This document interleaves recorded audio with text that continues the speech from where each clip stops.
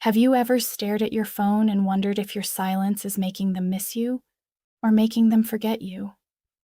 Be honest. Right now, you're not calm. You're not detached. You're thinking about them. You tell yourself it's fine, that this space is healthy, that if they cared, they would reach out. But deep down, there's a quiet storm inside you, a question that won't rest. What does this silence really mean?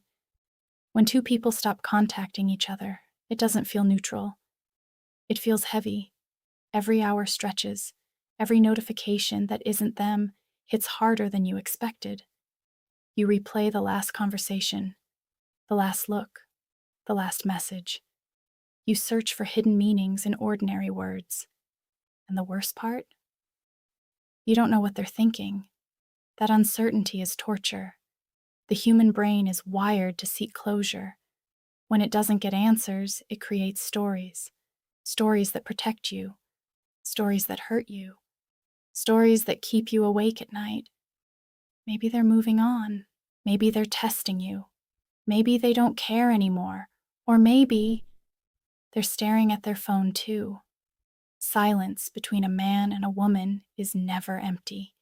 It is filled with assumptions, pride, fear, and longing. It is filled with everything that was never said. And the longer it lasts, the louder it becomes. You want to feel powerful. You want to believe that not reaching out gives you control, that you are showing strength. But strength without clarity often becomes self-sabotage. Because here's the truth no one likes to admit. When there is no contact, both people feel it. Even the one who seems unbothered. Even the one who hasn't typed a single word. Silence triggers insecurity. It activates the fear of abandonment. It awakens the deep human need to feel chosen. And when that need is not met, the mind spirals. You start questioning your worth. Was I too much? Not enough? Too emotional? Too distant? This is not just about missing someone.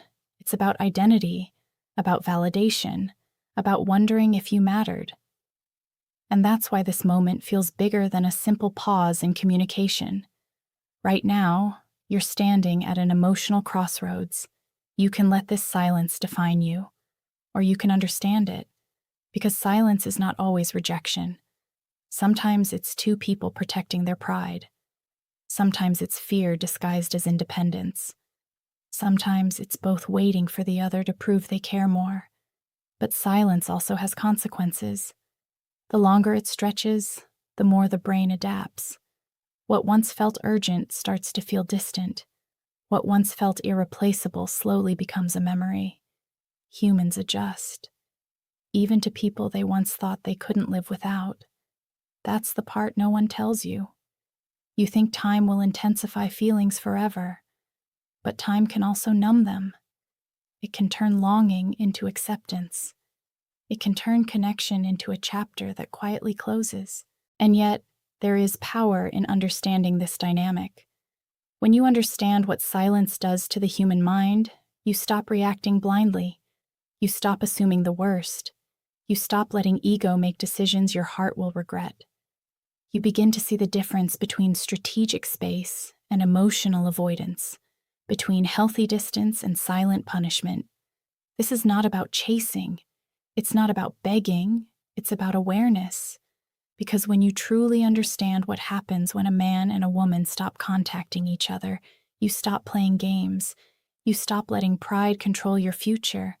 You start moving with intention instead of fear. And that shift changes everything.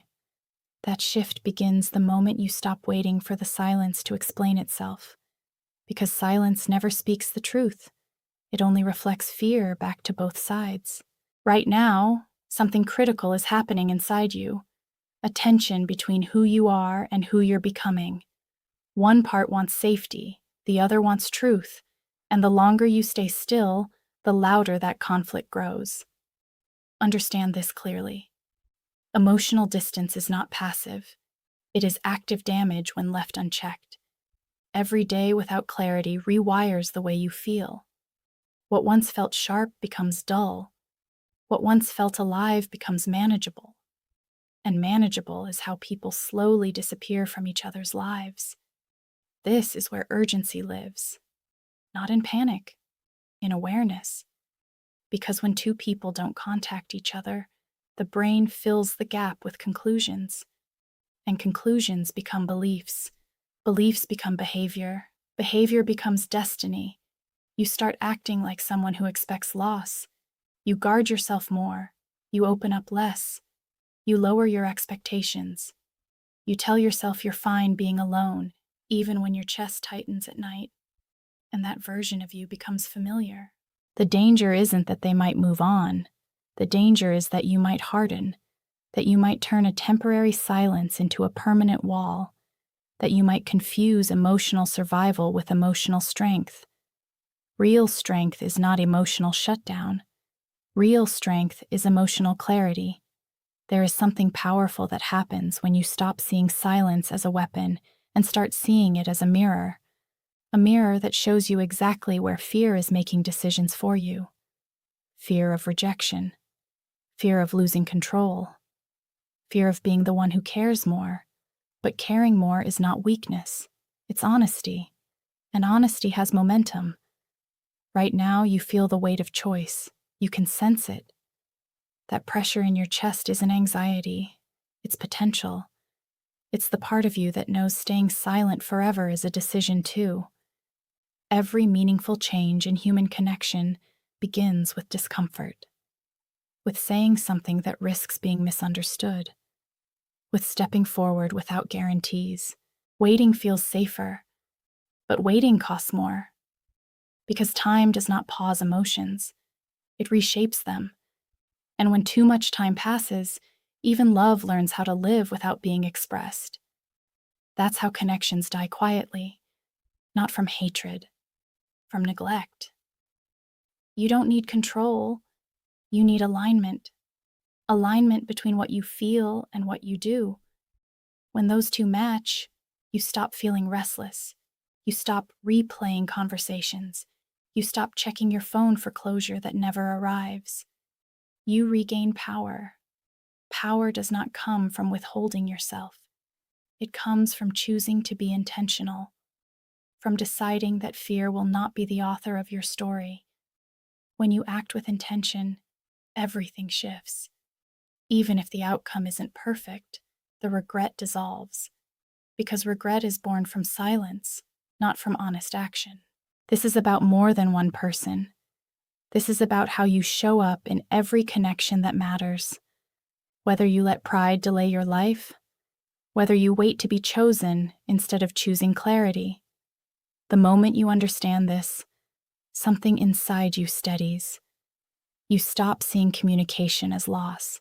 You see it as leadership, as emotional maturity, as the ability to move forward without needing permission. That's when you stop shrinking yourself. That's when you stop letting silence decide your future. And once you move from that place, nothing stays stuck for long. And once you move from that place, nothing stays stuck for long. Because clarity creates movement. And movement breaks emotional paralysis. Right now, this is no longer about who texts first. It is about who you choose to become.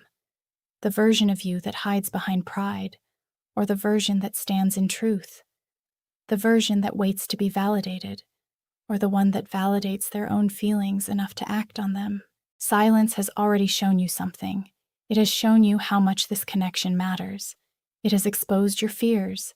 It has revealed your attachment. It has forced you to confront your ego.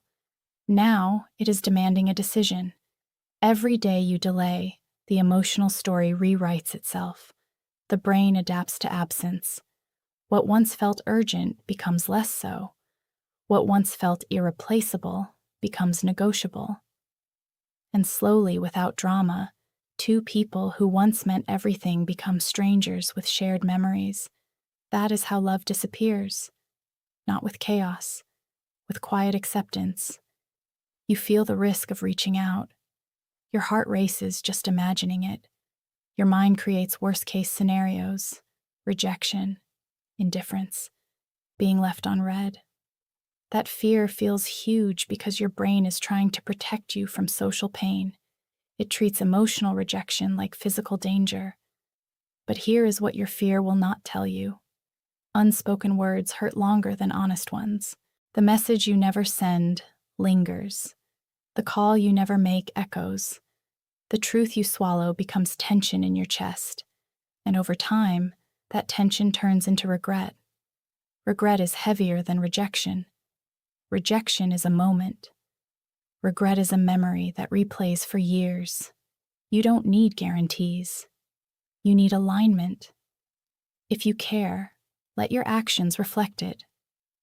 If you are hurt, let your words express it. If you are confused, seek clarity instead of inventing stories. This is not about chasing someone who does not value you. It is about refusing to let fear dictate your behavior.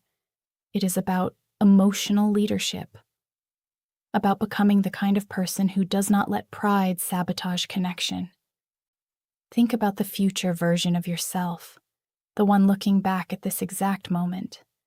Will that version be proud that you chose silence out of ego, or proud that you chose courage despite uncertainty?